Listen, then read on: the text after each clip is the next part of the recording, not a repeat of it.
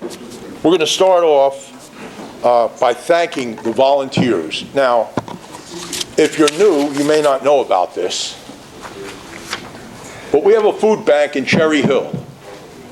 It's open 24 hours a day. There are directions here. This piece of paper is on that table. And any way you can drop off something that it requires some kind of hecture, doesn't have to be OU, it can be cupcake. There are over 300 hectures. Please, if you want to get away from your wife and take a ride, take a can of peaches and go to Cherry Hill. Okay? Or you can bring it here. Or, thank you, Phil.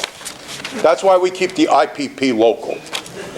Then we have applications for new members that are on the table, and it will give you a little bit of an insight into what we do. And it's all there in a little packet at the table. So I'd like to get started here. First, I need to explain to you that why I'm here. I'm the incoming president, but our president, Abe Furtis, is in Florida and will be for the month. So I'm going to try to replace him. He's difficult to replace, but I am. I come with, my son is quantitative, he's a mathematician, so I come with size, but let's see about the quality. Okay. Be careful, he's online. Thanks for the heads up, Stan. Okay, we're going to have the MOTSI, and we're going to have Howard Rosenberg, one of our new members, come up and lead us in the MOTSI, if you could, Howard. Now, we had a new member meeting. We have two guys with their PhD in pharmacology and a pharmacist. So we have a pharmaceutical delegation. They'll be sitting together from now on. Good morning. Baruch atah Adonai, Eloheinu melech haolam, hamotzi lechem min haaretz. Okay. He mentioned my father Barry was a member for many years.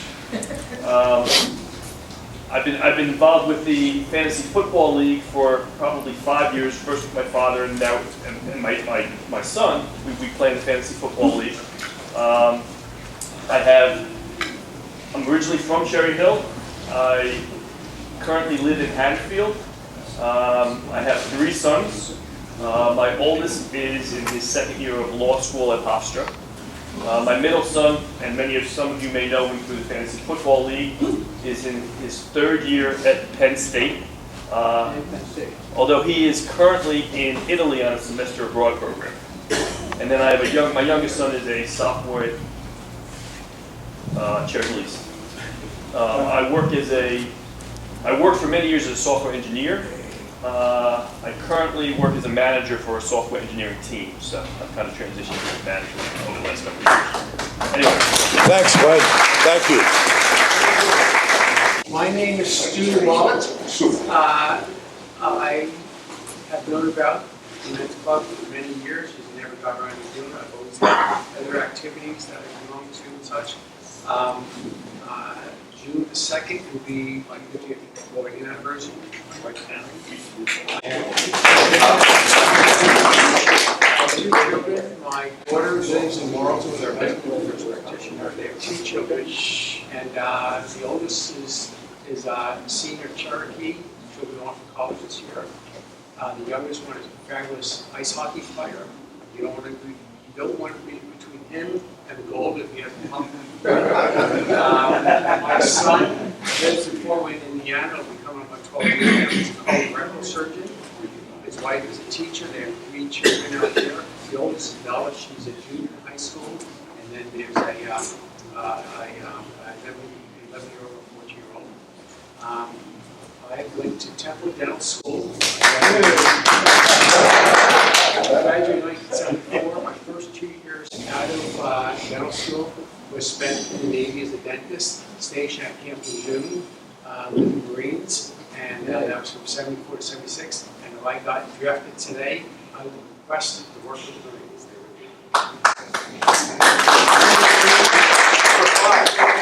I consider myself a Marine because I spent my 2 years there.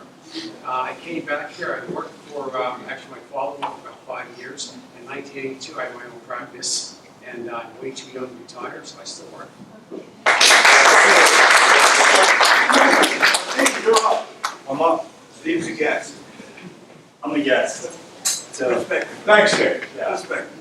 My friend Dave invited me here. I know Dave because I've been a JCC member for about 15, 20 years now. And I met Dave at the spa and also in Tai Chi class. So thanks, Dave, for inviting me. I really appreciate it. I was hoping I'd see a familiar face, so I saw Scott. So, you know, always good to have a chiropractor nearby.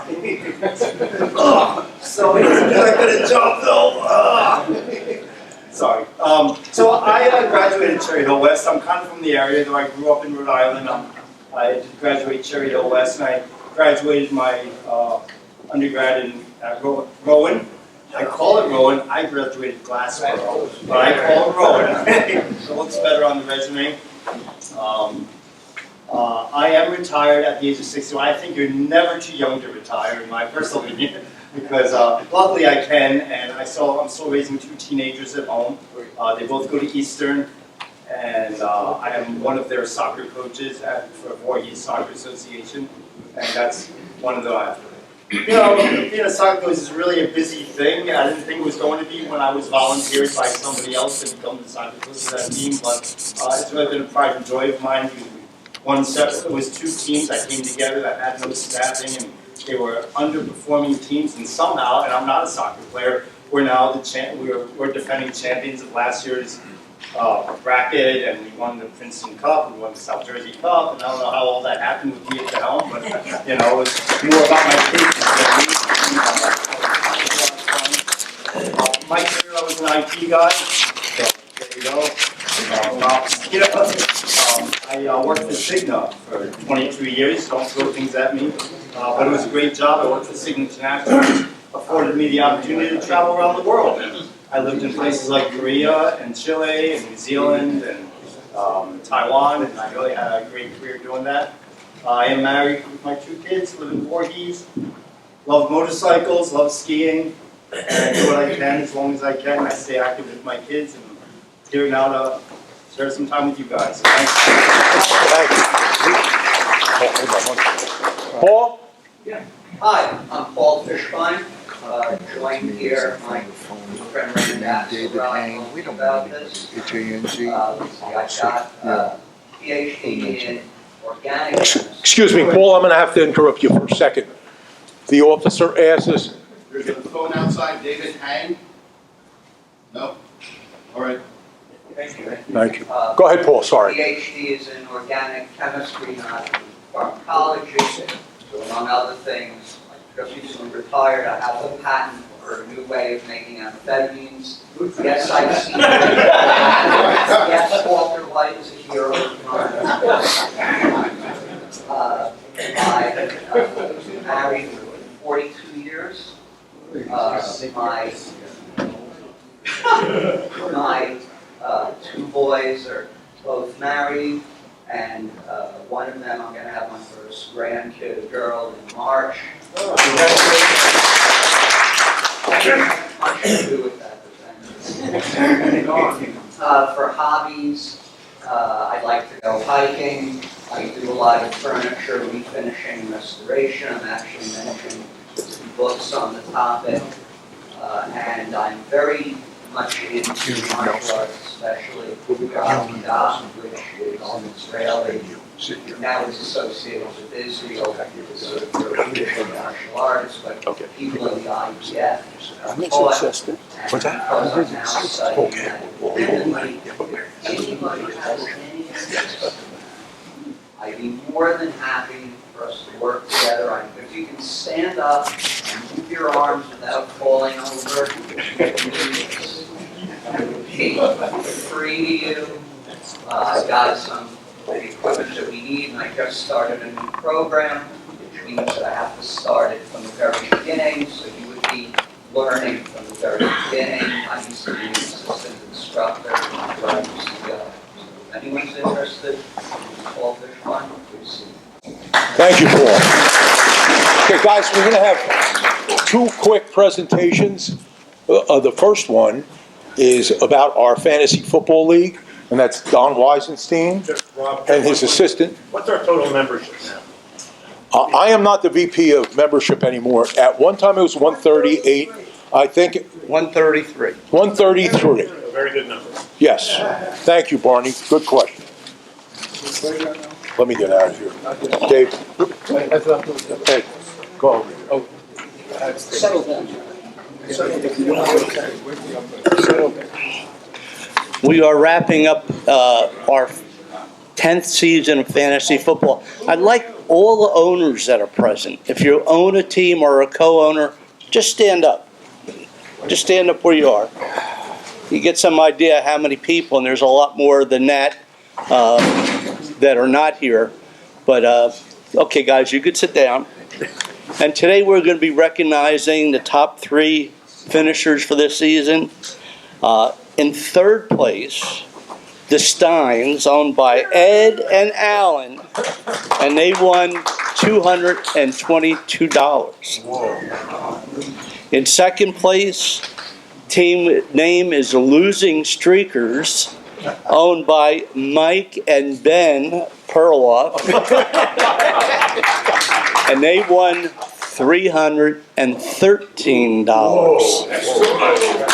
And for the second year in a row, the team name is the Ads, and Glenn and Ben Adler won. Come on up. Come on up. They are really having a good run, and it's $585. So if you, okay, you could sit down now. Want to take a picture, somebody?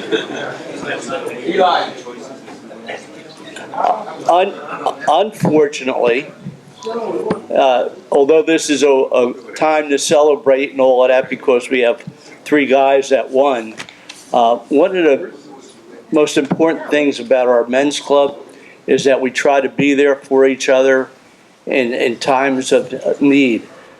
And I have sadly to report that we just received note that one of our team owners and one of our longtime members of the men's club, Larry Klee, has passed. I'd like, if you don't mind, for everybody to stand. We'll do a moment of silence in support of the family, and whatever we could encourage, we would do.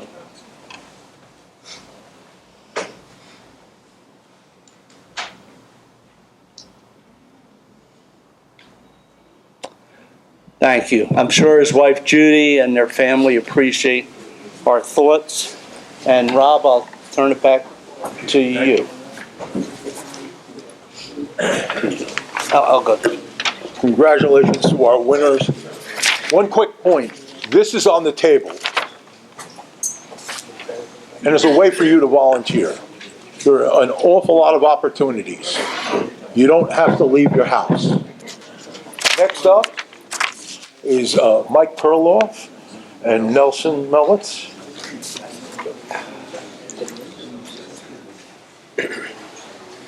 Good morning, everyone. Morning. Morning. If you recall, back in 2018, during a difficult period in Israel, we helped raise money for tactical needs such as bulletproof vests and such. And we raised enough to purchase altogether about 15 high-quality bulletproof vests, tactical gloves, and a few other things. Just so happens that's also when Nelson and I were there volunteering with Sarel, Volunteers for Israel, working on an army base, and we were invited to the place where they were distributing the things that you bought for the IDF. Now, some of you who have been in the service are thinking, what do you mean? If we needed something in the Army or Navy or the Air Force or the Marines or the Coast Guard, we just went to the logistical officer and we got it. Doesn't work that way in Israel at all. When they get new things like those vests that we paid for, the new guys get it. Meanwhile, the older folks who have been there for years or longer sometimes, they have to wait until everybody else gets it. Meanwhile, they have inferior vests that don't really protect them.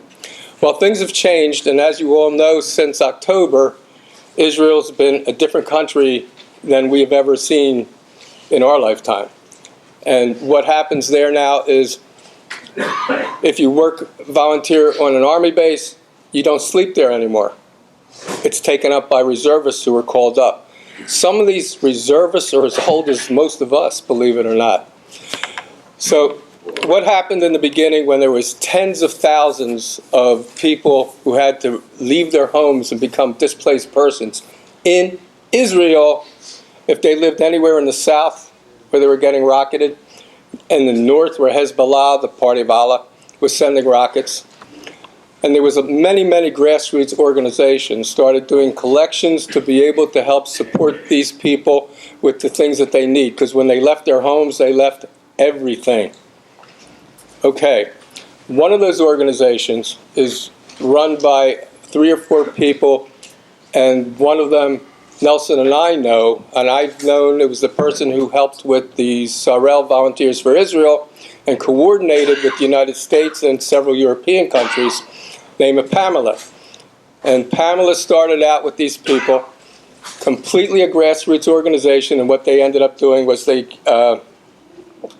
started making their contacts with the IDF and finding out what people needed, and they'd come and get it or drive the stuff over there.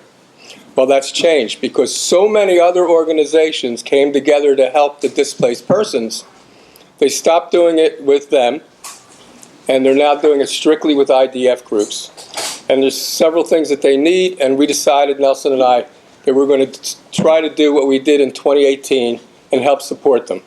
Now I'm going to turn it over to Nelson. Okay, yeah, real fast. Let me clarify something. Yeah, when an Israeli IDF person goes into combat, they have first-rate equipment. They don't need the vest. They don't need the other things that you would get in the U.S. military before you go into combat. So first-rate equipment. If you hear anything on the radio, if you hear anything on TV, if you read anything on the internet saying they don't have the best equipment, that's not correct. What we're talking about here is actually giving them things like undershirts, underpants, socks, gloves, things that they don't ordinarily get from the military. And these are mostly reservists, and there's hundreds of thousands of Israeli reservists that have been activated. We need to support them. Okay, Mike's correct. We're looking into volunteering to work on a military base right now, and we've mentioned this previously to everybody. They have so many thousands of volunteers going over to Israel right now that there is a delay in going over because there's a backlog of volunteers that will be there. And the reservists are taking up the quarters that the volunteers would have taken up from the United States, France, and elsewhere. But we have an opportunity here, as Mike said, to actually support these individual reservists, full-time IDF people with the additional things they need. And Mike has a list here that we just received yesterday evening. Do you want to read through? I have a couple of things.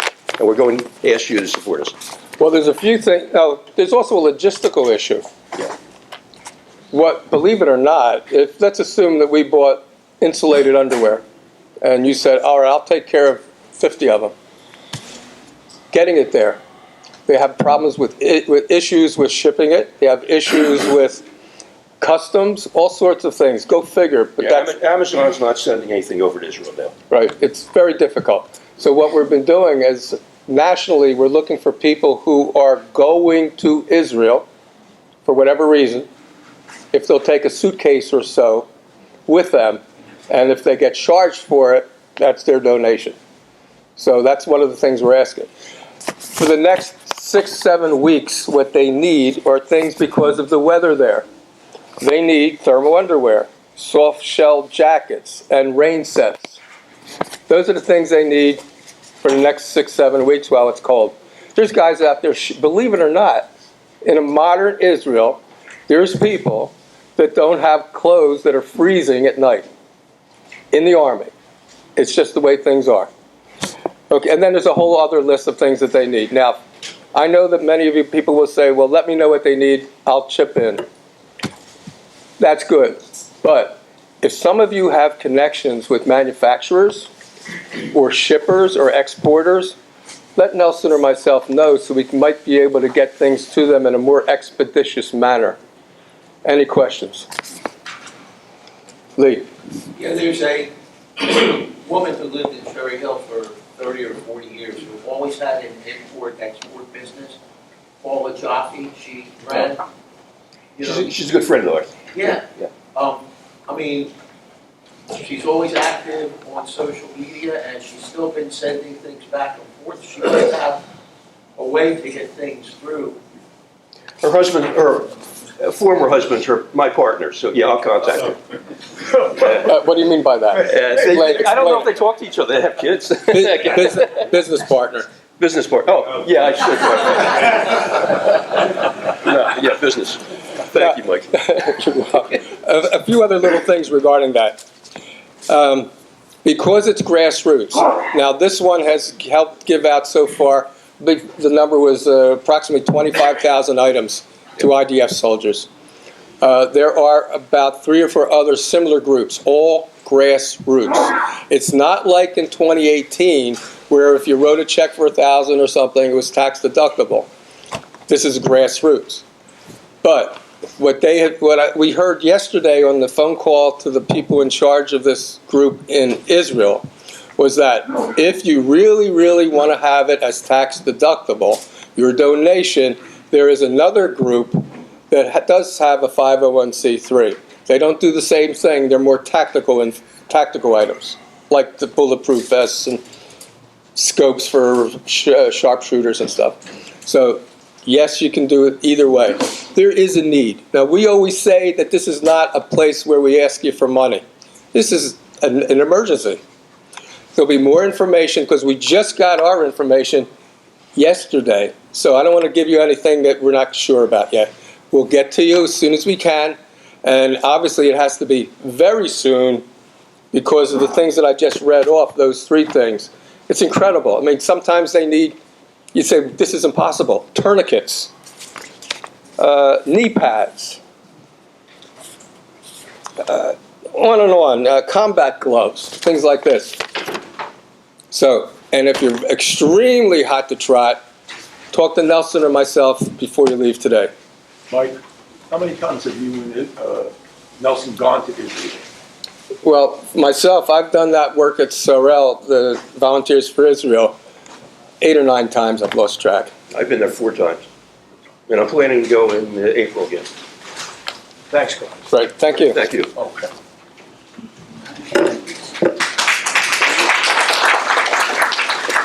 I think I would be remiss if I didn't share this with you, because we do have a VIP that was just standing here. Nelson was the head liaison for the military with Governor Christie. Then he's a retired full-bird colonel, United States Air Force. And he wasn't stateside. He doesn't talk about the specifics. And lastly, he was the head of the Jewish war veterans, not for the area, but for the country. So we have a VIP here, a soft-spoken, understated guy. But yes, Eli. Let go of the mic, too.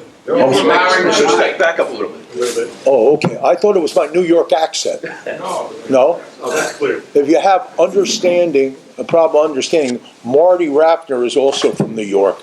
He'll tell you what I said. Okay, Ed, it's your time. Good morning, everybody. This morning, as you all know from the introductory emails, we have Dr. Jaime Feldman. He's also brought his wife, who is not only his wife, but his partner in the hypnotherapy area. And I'm going to let him tell you of all of his credentials because I can't remember that many.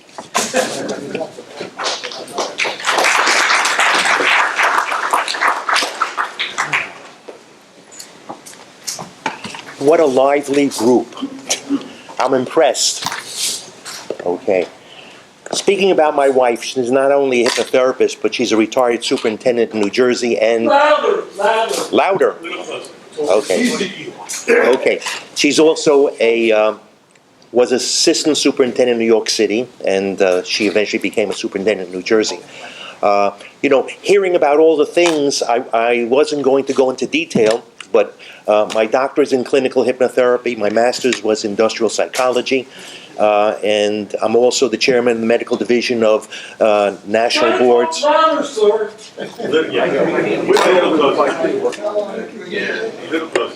Can you hear this? Yeah. Okay. A little closer. I'll get closer. Okay. Okay, so getting back to what I was saying before, I'm a clinical hypnotherapist. My doctorate is in clinical hypnotherapy. I've been doing it for over 30 years. And as I said before, I'm the chairman of the medical division of a national, international board in Canada and also the United States. And getting back into what we were talking about, ice hockey and whatever, the gentleman before spoke of ice hockey. My daughter is a lawyer. My granddaughter, or her daughter, is one of the top ice hockey goalies in the country. Your grandson hasn't met her yet. She was recruited by one of the top prep schools in the country, where the Kennedys, the Bushes, and the Vanderbilts went to. She was recruited. She's one of 2 Jewish people in that Catholic prep school. And she plays ice hockey. In the 92 years that the school's been in existence, they never got to nationals. With her on the team, they got into nationals. So far, in the last couple of games, she's had 5 shutouts. And she was recruited by the Maccabees to play in Israel. Okay, I'm just told. She played in Israel, and the national coach of the Israeli team asked my daughter, can she join our team and be our goalie? Because she's that good. So anyway, I thought I'd mention that. I'm very happy to be here, and I'm going to talk about hypnotherapy. I think it's something that people don't know much about, but there are many different types of hypnotherapy. Some people who are hypnotherapists or hypnotists, they speak to the subconscious as a whole. My type of hypnotherapy, I'm one of the innovators of something that's called parts therapy. We speak to the specific subpersonality that the individual is coming into to help them. In other words, if someone comes in and they have depression, we don't speak to the subconscious as a whole, but we ask the subpersonality of the subconscious that's actually causing that specific behavior to come out while they're hypnotized. And we also ask for the positive part of the person's subconscious to come out, and we use that to help us get the other part to start working correctly. Once we ask that subpersonality that's causing, say, depression, I'm just using that as an example, we go back to its origin, and then we're able to neutralize it with some of the techniques that I teach, and we neutralize it, and then we get to a point where after it's neutralized, we make an agreement with the subconscious to let go of that behavior. But before we do that, in the pre-talk, before the person is hypnotized, what we do is we get 4 new behaviors that person would like to have instead of being depressed. And I've had people who are depressed to the point where they are really bipolar and they can't do anything about it. And they also have anxiety disorders. And we are able to speak to that part and get that part to relinquish its ability to cause depression. In the pre-talk, we ask, what should be your new behaviors? And the first new behavior that I would assign, and I get the agreement of the individual, is that instead of being depressed, that this subpersonality would change its behavior and now make that person happier, happy with life, and happy with what they have in life. And also, sometimes, not sometimes, but 95% of the time, the depression is hooked up with anxiety. And what the subconscious is doing, or the subpersonality is doing, is it's trying to keep the person depressed. It could be because of some abuse they've had in the past where the subconscious or subpersonality wants them to stay away from people because it's the people who really cause the depression, and they try to keep them away. If they exit their home, where they're home all the time, they become, homebodies, all of a sudden they have anxiety attacks, they have panic attacks, which brings them back to staying by themselves. And what we do is we are able to correct that type of anxiety and depression all in 2 to 5 sessions. And I mean 2 to 5 sessions. Some people come to me and they've had depression for 20, 30, 40 years. And then all of a sudden in 2 to 5 sessions, it's gone forever. And I've been teaching medical hypnosis throughout the world. I've been in, countries like India, of course, Japan. And I would say Japan has one of the best places to do hypnotherapy because they're more open to it. But I was teaching a 3-week course to psychiatrists, psychologists, social workers in Japan for 5 years. And every summer, my wife and I and my family would be paid to go to Japan and do teaching to those people. And we enjoyed it very, very much. Also, I want to say thank you to the people who are in the military here. I noticed someone was wearing a hat, and I thanked that individual. And I also said, by the way, I was in the military also, the Air Force, and I was a Vietnam veteran, and I was very happy to be that and honored to do that as well. But I thank all the people who are in the service and who are here. I appreciate that. Now, getting back to hypnotherapy, people don't understand what it is. They think they're going to be asleep when they're being hypnotized. But no, they're quite awake, they're aware, but what we do is we shift the conscious mind to the back and we get the subconscious to come forward. And the subconscious is where all the problems begin. If it was up to us to say, not be depressed, and if it was up to the conscious mind, we'd say, hey, I don't want to be depressed. And the conscious mind would listen, but it doesn't work that way. It's not the conscious mind that's in control of these type of disorders, depression, anxiety, even phobias, and bad habits like smoking, even weight loss, things of that sort. It's not controlled by the conscious mind. People are programmed because of things that happen to them in their life. Could be someone is overweight, and we find out the reason why they're overweight is because when they were younger, grandma used to give them ice cream and used to give them candy, and all of a sudden food was like a reward. And we can change the programming in the mind by using hypnosis, because hypnosis is the vehicle that we can go and enter the subconscious mind and actually get the subconscious to change. Because we're not telling it what to do. We're making an agreement with the subconscious or the subpersonality, and if you tell it what to do, it'll be resistant to you. So what we do is we ask the individual to accept, when they're not hypnotized, to accept these things, and they do, and also they volunteer to give some more suggestions, which we take 4 new behaviors. So when we're talking to this subpersonality, it takes on these new behaviors, and all of a sudden they're doing things that are different. And that's because they accept the new behaviors, and the new behaviors take the place of the old behaviors. But we have a contract that we make with the subpersonality that they give up that old behavior, which could be depression, anxiety, or phobias, or bad habits like smoking and things of that sort. So I was here, and I'm very happy that I was asked, to come here, and Ed Stein called me up and said, would you like to come and speak to the men's club? And I said, sure, I'd be very happy to.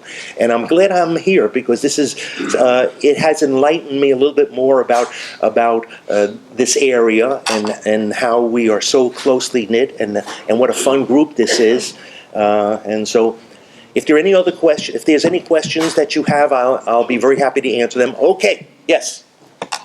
Can hypnotherapy be used with patients that are suffering from dementia, anxiety related to dementia?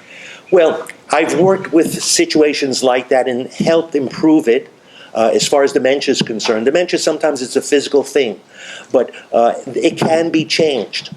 I've worked with anxiety, of course, can be changed. If someone has anxiety, that can be corrected. And my success rate is like over 99% successful in 2 to 5 sessions.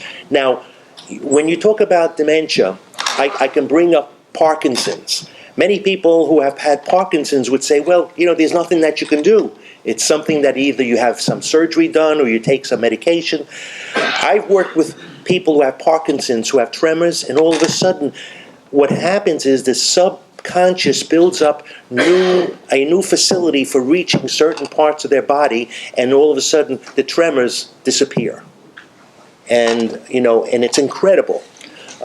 So there are things that one can do with dementia. People come in, we can help them and help them get through the times where they do have dementia. Yeah. Now someone had, yeah. Yes, Ed. Does age have any effect on your success rate? Younger people, older people, middle age? Well, younger people are the easiest ones, especially adolescents. They're the best, okay? They don't form the resistance that others who are older have, and they're the easiest ones. But everybody can be hypnotized. Everyone. It's just a matter of your technique and how they want to be helped. If they want to be helped, then you can help them. If they don't want to be helped, you can't make them do anything that they don't want to do. And that's in some of the information that I have on the tables. We talk about what hypnosis is. You cannot be made to do anything you don't want to do at a conscious level. So, yes? Is there any side effects by treating one problem and you develop another problem because you got rid of the first problem? Well, what happens in that situation with the parts therapy that I teach, we give it 4 new behaviors. And that alleviates that problem. Early on in my career, I didn't give the new behaviors until they were hypnotized. So one woman came to me to stop smoking. This is many, many years ago. And I said, what would you like to do, speaking to the subconscious, what would you like to do instead of smoking? Well, this person actually, for a living, drove a van all day long. So she said to me, I'd like to have a can of beer. Well, after about 5 or 6 cans of beer, I'm sure that she wouldn't be appropriate to doing her job. So at that point in time, I said, that's not the right thing to do. So what we do is in the pre-talk, before we hypnotize them, we sit down with them and we ask them, we negotiate what 4 new behaviors they'd like to have. This way, it stops them from taking on new behaviors. If I would have just said, take on whatever behaviors you want, she would have started drinking. And that's not what we want. But in my entire career, I've never had somebody take on a new behavior because we've let go of the old behavior. But they take on the new assigned behaviors, and that would correct that problem. Yes? What is the difference between meditation and hypnosis? Meditation is calming the mind. Hypnosis is calming the mind and programming it. It's far much more successful than meditating. Because you're programming the mind, and that's what you want. If someone wants to do something, you're programming it. Meditation, you're just calming the mind, which is good, but that's essentially, when you're hypnotized, you're calming the mind, but also programming it. Okay? Yes, sir? You mentioned making a contract with the subconscious. Yes. Can you delve into that a little deeper? Oh. No pun intended. No. That's good. Basically what we do with the subconscious, the subpersonality, is we, first of all, ask it to accept each one of the new behaviors. Can you make so-and-so be more calm and relaxed if they have an anxiety disorder? And they will say yes. Why? Because the individual wants to have that new behavior. Before we start the hypnosis session, I have that pre-talk session with them, which is about 15 minutes, where we talk about what your new behaviors would be. The subpersonality will go along with what that individual wants. Will go along with it. So as long as they say, yes, I'm going to make that person calm and relaxed, I say to them, can you do it? Yes. Is that acceptable to you? Yes. After I give them the 4 new behaviors, I say to them, to that subpersonality that's been causing that problem, do we now have an agreement that you're now going to do these new behaviors totally, completely down forever? And it says yes. And could we make a contract? I'd like to make a contract today. So I make a formal contract with that subpersonality to now do these new behaviors. So that's how we get through with that. Yes, sir? Pain management. Mm-hmm. Are you involved in anything with that? Yes, I am. I have 2 homes here, happily to say. One in Central Jersey, which is in Manalapan. I don't know if many people know about Manalapan. And we have a home in the villages. In the villages, they have groups that ask me to talk all the time. So there was one group where they had individuals who had amputations. And the leader of that group had me talk to the group. And then later he says, I have constant pain in my right leg. I can't stop it. But he had no right leg. He came to me, and he was a very, very good subject. Excellent subject. After the first session, which usually doesn't happen, it usually takes at least 2 sessions, maybe more. After the first session, I asked him to call me back in a couple of days, and he did. I said, so how's the pain? He says, I have no more pain. He used to have that pain 24/7. He couldn't get rid of that pain. Then he came back a week later, and after that week, I asked him, has the pain come back? He said, no, it has not come back. And he sent other people to me. So yes, we can work with pain management, and also hypnosis can be used with anesthesia during a surgery. And I had certain surgery that I had in 2014, and I used hypnosis on myself, and my wife hypnotized me, and I was able to not feel any pain. And even when I went home, and I had major heart surgery because of a bacteria. It was called bacterial endocarditis. And I had that, and I was in a coma for 12 days. And I was airlifted from Jersey Shore Hospital all the way to Columbia Presbyterian Hospital. And the following day, I had a 12-hour operation where they fixed my heart and put a new valve in, and fixed the mitral valve, and took veins from my legs and put it in my heart, because my aortic root was completely destroyed, and I came out of it. And hypnotherapy, my wife was hypnotizing me while I was in a coma, and the physicians there, the surgeons, thought she was crazy. He says, he's not responding, he's not cognitive of what's going on. So she says, he is. Okay, let's see if you can move a finger on his left hand. So she said, could you kindly move a finger on your left hand? And my finger went like this. So they said, oh, that was something that that was automatic, you know. So they said, have him move a toe on his left foot. Now, there were some harsh words she used, okay, I can't say them, but she said to me, move your effing toe on your left foot, okay? And all of a sudden, my toe on my left foot went like this, okay? And they said, wow, it does work. And I've been teaching this for many, many years, that even if you're in a coma, the subconscious is still listening to what you're saying.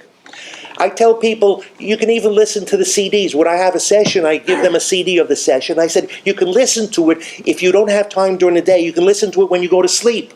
When you go to sleep, your conscious mind is sleeping, but your subconscious is always there listening. And all of a sudden, it works. People say, yeah, it does work. And so you should listen to it more often, and that's why I tell them, when they're doing work, when I do work with them, I ask them to do it at least once a day, listen to the CDs once a day. If they come for 5 sessions, then they have 5 CDs, and I want them to alternate it. Yes, sir? I have one comment and one question. My comment is, after I fall asleep at night, I've asked my wife to make a post-hypnotic suggestion that I find some good stocks to invest in. I heard in the last couple of months especially, since we've been trying this. But my question is, in your practice, is it covered by Medicare? No, it's not. Most insurance companies won't cover it. A very minute amount of insurance company does cover hypnotherapy, and you'd have to check with your insurance company to check it. They just don't. Now, getting back to what you're saying with stocks, I had one of the top stockbrokers in the New York Stock Exchange come to me. He says, I know what to do, but there are times where all of a sudden I get this gut feeling and I do something and it ruins everything and I lose a lot of money. So I said, well, why don't you, when you come to me, just tell me what you want done. He came to me for about 20 sessions. Not that he needed it, but every time he's found something else that he was able to do. He didn't tell anybody that he was using hypnotherapy. He tripled his income in 6 months. You could believe that. Well, what was the stock market doing during those 6 months? do not confuse genius with the bull market. No, but no, I'm not denying that. But here's the thing. He had certain needs that he knew, like he had, you're not supposed to do this, you're not supposed to do this. Sometimes he would do things just on the spur of the moment, and he would put money into a stock, and he said, that's not what I should be doing. So what we did is program him to do the certain things he wanted. So every like couple of weeks he'd come back and say, you know what, I would want to do this now. And he would perform. So that's because of this, talking about stocks. Yeah. Yes, sir. So a person who comes to you has had these lifelong behaviors, and that's affecting his relationships with other people. So my question to you is, after having done the modification, what effects, both positive and negative, in these relations with other people have occurred that you've noticed? One of the new behaviors that Okay, he is saying in some cases, people have certain problems in their behavior. He says afterwards, after they have the hypnosis done, do they have some negative and maybe positive behaviors? So my answer... No, not behaviors. Their relationships with other people that have been established based on their behavior. Okay, the relationships with other people. One of the things that I offer many times is that they should be more understanding and tolerant, especially with family. People who aren't tolerant of other people, they start arguing right away. So there is a change. All of a sudden, when it comes to family, they're more understanding and tolerant. When it comes to strangers, they're also more understanding and tolerant. So I haven't seen any negative behaviors, and I'm still around, and I've had practices. I've been on TV on the Montel Williams show 5 times, and I tell people, look, if I didn't do well the first time, they wouldn't have me back a second, third, fourth, or fifth time, and that's how that works. Do the people relate to them differently? They see positive things come out, and yes, they do relate in a positive way. Yes, back there. I wanted to know, what about ethical, moral practices with hypnotherapy? If you have somebody who might be suggestible, somebody who's doing that hypnotherapy could possibly take advantage of them. And so what do you do to... First of all, let me stop you right there. You cannot do anything that's contrary to your moral or ethical values. You cannot. How about if they don't have a moral value? Let me say this. If they want to change, they will change. So many times, it's like a bad habit. If they, people come to me because they smoke. And I've had couples come to me where the wife wants to stop and the husband didn't want to stop. And I would say to the husband or to the wife, if you don't want to stop, you're not going to stop. And in those cases where the husband comes in anyway, the wife stops and the husband doesn't stop. And I say this, if you come to me to stop smoking, one of the first questions I ask is, why do you want to stop smoking?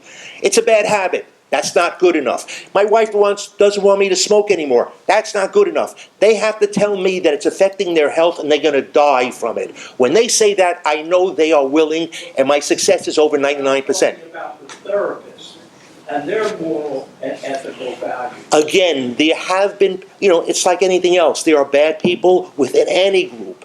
And in the past years, I've seen 1 or 2 people that have had certain things that they shouldn't have done, but they're all found out because people are still aware of what's going on. You can't make anybody do something, and if you try to do it, they'll know it. They'll know it, and they'll get in trouble for it. And we know someone who did get in trouble with it, and he was expelled from the organizations. Yes, back there. When you finish, you're the ones who pay it. Okay. After you, I'll get to you. I'm sorry. Go ahead. Okay. What's your overall success rate? 99+%. Why isn't this a part of mainstream treatment? I have no idea. The pharmaceutical companies are against us being in business because we do so well. Psychologists who are licensed psychologists have people coming to them for years. With me, they don't come to me for years. They come to me 2 to 5 sessions and it's done. And I wouldn't be... That doesn't get out to the public. A medical, you have a medical evaluation of the results here. I can't answer that. All I know is through the years, I've put myself out. I've asked people who are in high positions within organizations and even the federal government, and they think I'm a phony, that I don't do things. So I just let go on that. With Parkinson's disease, I've had results, and I tell you, it's amazing. I haven't had hundreds, but I've had about a dozen. And all those have been very successful. And so you say, why isn't anything happening? Well, so anyway, that individual. Okay, who was it? Yes, you.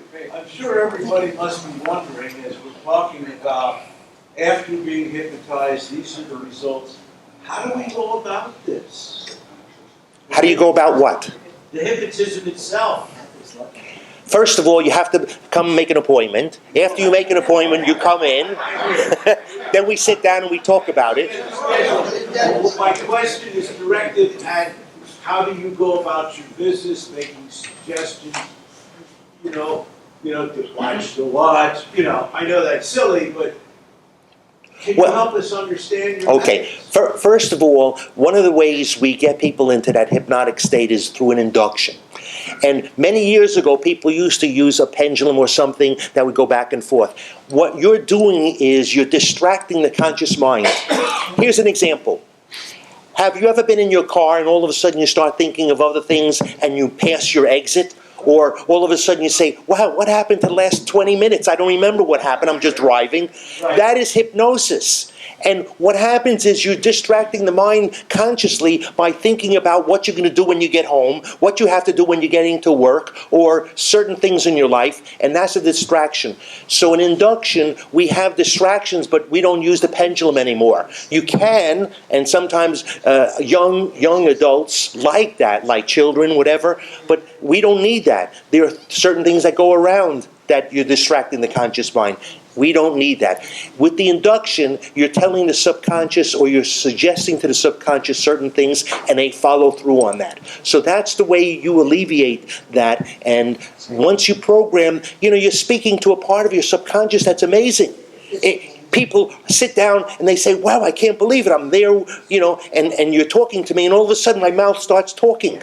Now, it doesn't happen like that in all the cases, but the subconscious does come out and people have different feelings. We have people who are here and people who are here. Some people are very, very suggestible and they're good subjects, and other people are very, very resistant. You can get to those people, but it might take a little bit longer. That's why I say 2 to 5 sessions. I had one young lady who was 26 years old, had major depression and major anxiety disorder. In one session, it all went away. She used to have about 5 to 8 panic attacks a day. It all went away. When she came for the second session, which is what we call a closing session, I said, have you been depressed? She says, no, I haven't been depressed. I haven't been like this in my entire life. Have you had any anxiety or panic attacks? No, I didn't have any. So we finished up with that session, and she was done. It only took 2 sessions. But other people, she had a cousin come in who was a male, and he had similar problems, but he had maybe 10% of what she had. It took him 5 sessions to get to that point where she was. How can I tell the difference? I can't. It really depends on the individual. So that's why we say 2 to 5 sessions. Okay? Okay, go ahead. Yeah. I have asthma, and I've had it for over 75 years. My 5-year-old grandson has asthma. Can you tell us about how you would address that? Well, we talk about the immune system. One of the things that I do in my sessions is we offer a session on CD, okay? We give that as a gift that they would get to help build up their immune system and respiratory healing. I did this at the beginning of COVID. It helped a lot of people heal their lungs because glass particles start beginning to grow believe it or not, in your lungs, and you can't breathe.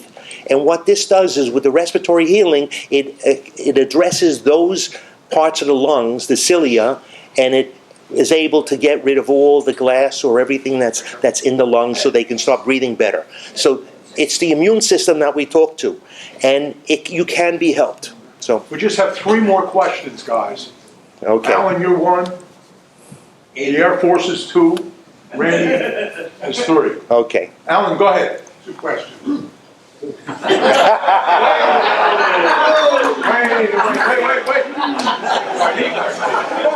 You can't steal my question. Look, if anybody has questions after I'm finished, I'll be very happy to answer them outside, answer any questions that you might have. Information that you pick up, is it considered privacy, like going to a doctor's office or to a priest? Same thing. Yes. Whatever goes on between myself and the patient, it stays between us. Nothing goes out to my wife. Nothing goes out to anybody else. It's between us. If during your examination you found out that the patient was in imminent danger of something bad happening, what would you do? Well, it depends. If they're about to kill somebody, then by law, you're supposed to announce that. In situations where I had a woman come in because she said her 15-year-old daughter has been telling her that her boyfriend is touching her inappropriately. And she wasn't sure, so she said, can hypnosis find out? And I tell her, it's up to the individual. I can't find out, but I have enough experience where I can tell whether that person is telling the truth or lying. She came into me, I hypnotized her, and then I asked her, and her answers were so unique to the situation that I saw that she wasn't lying. And later on, I told the wife, or her mother, what we found out, because she was underage, and she told her boyfriend. Her boyfriend calls me up and he says, I need hypnosis. I need hypnotherapy to help me. So, because it was really happening, and I uncovered it. So I said, I can't do it for you, but I'll give you 2 or 3 hypnotherapists who can. And I left it that way. I'm sorry, if somebody was underage, and you found out something bad was happening to a child underage, are you? Under 18, yes, I'm obligated to report it to the parent, and also Not to the parent, to the state. Yes. Yes, of course. If they have guns in the house and the son is saying, and the son is maybe 15 years... was abused, would you report it? Are you obligated to report it to the state? Under the abuse, yes. If they're being abused and it's for real, you can bring up certain things, but typically that hasn't happened. Okay, where they have past abuse, but they're now much older. Kids don't come in where the parents bring them in because the parent says, well, my daughter feels that she's being abused. Could you hypnotize her? That doesn't happen. So, U.S. Air Force. Yeah, Dr. Feldman, thank you for acknowledging the military members here. My pleasure. We always appreciate that. But many of us have been in combat, and some of the consequences of combat is post-traumatic stress disorder. And I work with a lot of patients that have that challenge. And I'm wondering how much hypnosis might assist in suicide prevention. I would say 100%.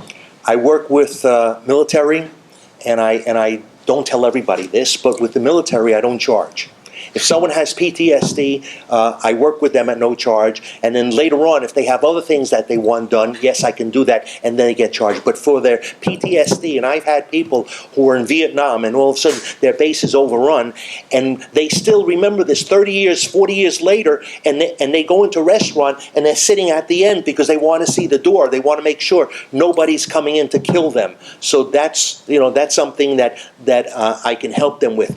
I also use, besides the hypnosis, I use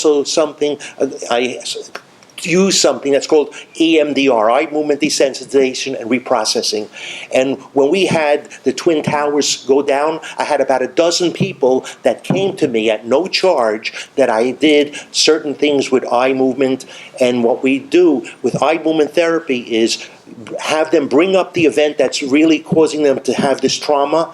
And as they're watching a pointer that I'm going back and forth, they're releasing the trauma, not the memory, but the trauma associated with it. I had 100% success rate with doing that for all the people who came to me after the Twin Towers went down. Sidebar with you with the disabled American veterans to discuss that. Yes, okay, sure. One last question. You mentioned that you had a 99% success rate, which is good to hear. Yeah. What is the recidivism rate? In other words, how long do you find people lapsing back? People ask me, how long will it last? And I say, if you break your leg and you go to the orthopedic surgeon and he sets your leg and it heals, would you ask the surgeon, how long will it last? No. Once we heal you, you're healed. And I've been doing this for 30 years, and I've not had that recidivism that you're mentioning come back to them. No, it does not. It works that well. Sometimes I have people who come to smoke. They go 6 months without smoking, and then all of a sudden they become stupid. They tell me, I was stupid. I was in a bar with my friend. My friend offers me a cigarette, and I felt I wanted to be, compliant. So I took it, and now I'm hooked up again.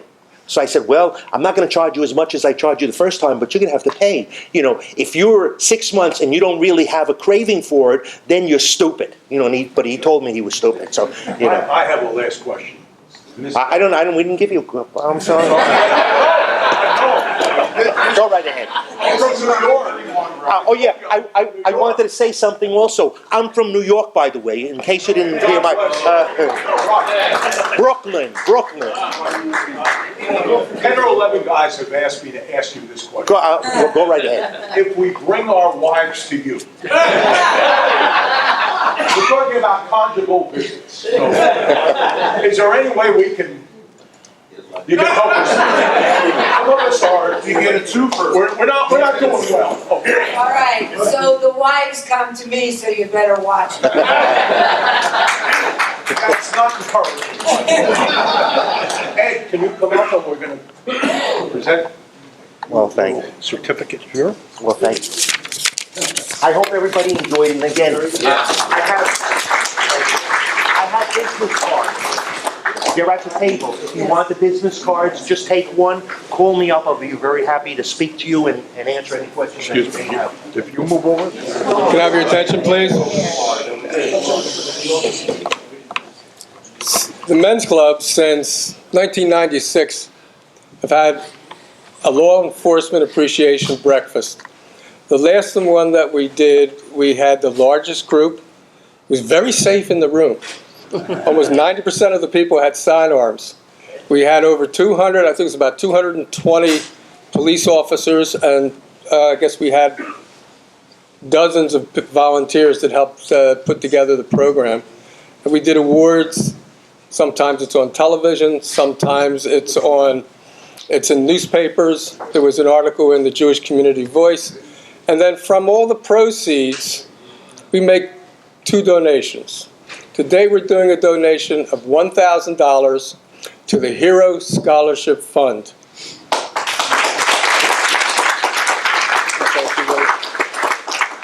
Not always, I'd like to introduce the executive director of the Camden County Hero Scholarship Fund before we present the check. Real quickly, just to give everybody a real quick overview, the Camden County Hero Scholarship Fund is an organization that provides financial and educational assistance to the families of Camden County's police, fire, and EMS personnel killed in the line of duty. So if any of the officers or EMTs, firefighters are killed in the line of duty, our organization will pay for any surviving children to attend college. They can go to any school of their choice, but we will pay up to the highest New Jersey state tuition. So if they stay in the state of New Jersey, then their education is paid for by us. They go outside of the state, then we give them that much money towards their education. So your donation is helping us to do that, so thank you.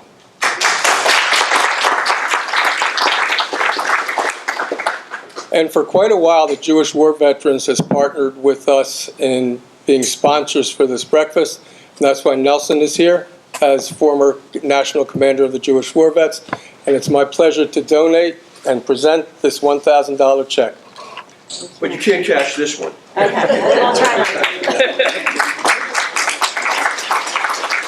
This is Ed. Two quick announcements. We've talked meeting after meeting about the Blue Square Project to bring attention to the world regarding anti-Semitism. The World Series is going to have an ad from the Blue Square Project. Super Bowl. Did I say World Series? The Super Bowl is going to have an ad for the Blue Square Project. Also, for the new members and the guests especially, we have a book exchange. You're encouraged to bring books and take books. It's at the table over there on my left. We also collect eyeglasses, and we also collect food for the food bank. We have a lot of books here, but I don't see any food. I'm hopeful next meeting I'll see 50 cans of soup or 50 packages of rice or pasta. I encourage the people to use the table to your left. Thank you so much.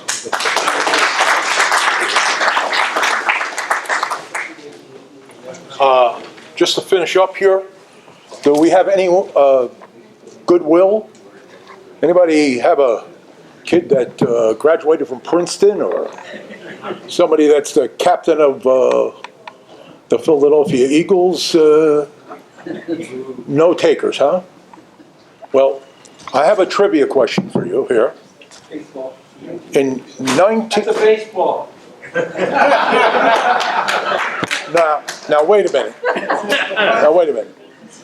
In 1962, Yogi Berra was the coach, and Casey Stengel was the manager. New York Mets, yes. That's not the question. Hold on. No, you're going to win the ball. I don't want Okay, now, Yogi Berra started out, Casey Stengel started out. He said, we have to do something about this team, so we're going to have to go back to basics. And Casey Stengel holds up a baseball. And he says, guys, this is a baseball. And Yogi Berra said, hold it, Casey, you're going too fast. So, something happened in 1962. Can you tell me? Mike, let go of the mic. Oh, I'm sorry, I'm not good at this. Something happened in 1962 with the New York Mets. Does anyone have, they broke 2 records. Losing his team in history. I'm sorry? Losing his team in history? Yes, but can you give me the number of losses? 120. Okay, and do you know what the team, and this is another record. This is better than DiMaggio. What the ERA was for the pitching staff? 5.04. So that's another record. But you came up first, Barney. Okay? And Mike. Yogi Berra was a neighbor of mine for a little while. Really? Montclair? No, actually, he lived in Tenafly before moving to Montclair. Okay. Around the corner for about 6 months. I was friends with this kid, and I met him a few times. Oh, very nice. He was just like Yogi Berra. Which one? Larry. Okay, guys. We're about done, and appreciate everyone's attention, and I hope you enjoyed the meeting, and please come back. Oh, I had mentioned that.